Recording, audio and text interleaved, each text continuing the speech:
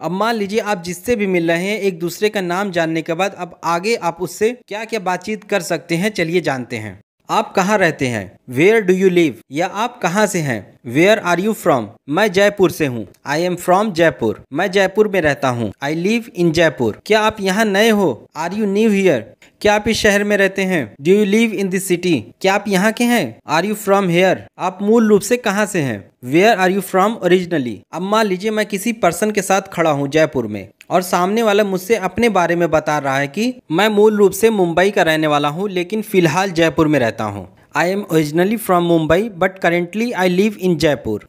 और आपके बारे में क्या? And you?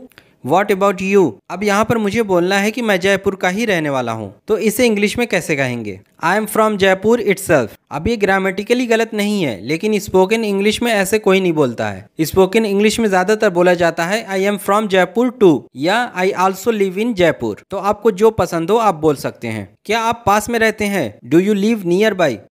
मैं यहाँ से बस कुछ मिनट्स की दूरी पर रहता हूँ। I live just a few minutes away from here. मैं यहाँ से काफी दूर रहता हूँ। I live far from here. आप क्या करते हैं? What do you do? आप पढ़ रहे हैं या नौकरी कर रहे हैं? आर यू स्टडिंग और वर्किंग? आप क्या पढ़ रहे हैं, यानी आप कौन सी पढ़ाई कर रहे हैं? What are you studying? मैं HN कॉलेज से कंप्यूटर साइंस की पढ़ाई कर रहा हूँ। I am studying computer science at HN college. मैं XYZ कंपनी में अकाउंटेंट हूँ। I am an accountant at XYZ company. आपके पिताजी क्या करते हैं? What does your father do? मेरे पिताजी की एक किराने की दुकान है। My father has a grocery shop. मेरी माँ गृहिणी है। My mother is a homemaker.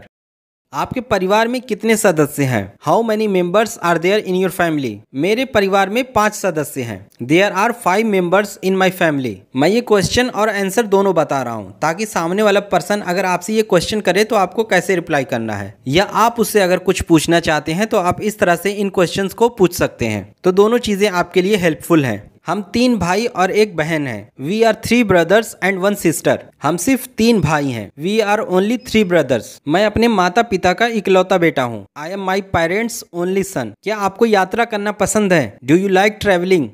हाँ, मुझे यात्रा करना पसंद है। Yes, I like travelling. आप कितने समय से यात्रा कर रहे हैं? How long have you been travelling? आपकी यात्राओं में से अब तक की पसंदीदा यादगार क्या है? What is your favourite memory from your travels so far? आपके साथ और कौन है? Who else is with you?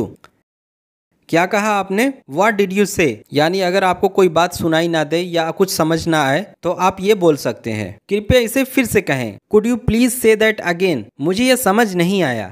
I didn't get that. आप आमतौर पर अपनी छुट्टी के दिनों में क्या करते हैं? What do you usually do on your days off? आप खाली समय में क्या करते हैं? What do you do in your spare time? अपने खाली समय में मुझे वीडियो गेम्स खेलना और सॉन्ग्स सुनना पसंद है। In my free time I like to play video games and listen to songs.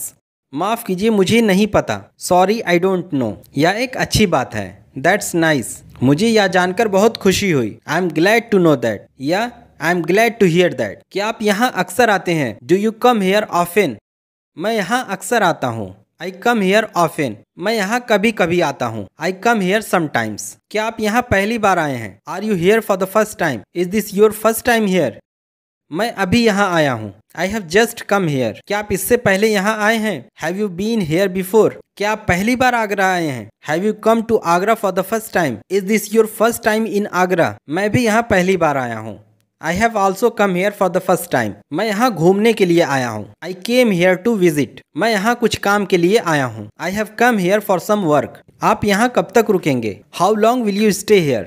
तो दोस्तों ये थे 50 ऐसे सेंटेंसेस जिन्हें आप किसी भी स्ट्रेंजर से, किसी भी नए पर्सन से मिलने पर उनसे बात करने के दौरान इस्तेमाल कर सकते हैं। लेकिन अभी ये अधूरा है, अभी और भी यूजफुल सेंटेंसेस बचे हुए हैं जिन्हें मैं आपको पार्ट 2 में बताऊंगा। तो अगर आपने अभी तक इस चैनल को सब्सक्राइब नहीं किया है तो जरूर से कर लीजिएगा, ताकि जब भी मैं पार्ट 2 अपलोड करूँ तो उसका नोटिफिकेशन आपको मिल जाए। तो मिलते हैं अगली वीडियो में।